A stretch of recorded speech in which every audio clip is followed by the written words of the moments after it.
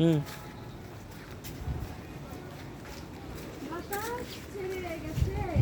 দেখো, এই যে আমগুলো ভারী ভাঙা আম, এটার নাম আসলে আমি জানি না, কিন্তু অনেকের কাছে শুনছি এই নামটার নাম, এই নাম নাকি ভারী ভাঙা, ভালোই লাগে।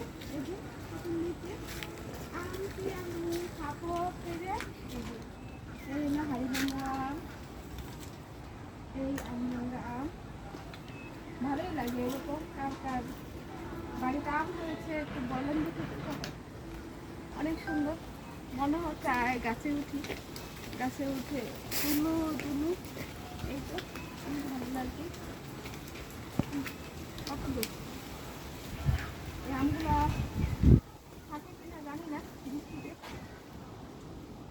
আজকে বৃষ্টি হলে একটু ভালোই হবে। হয়েছে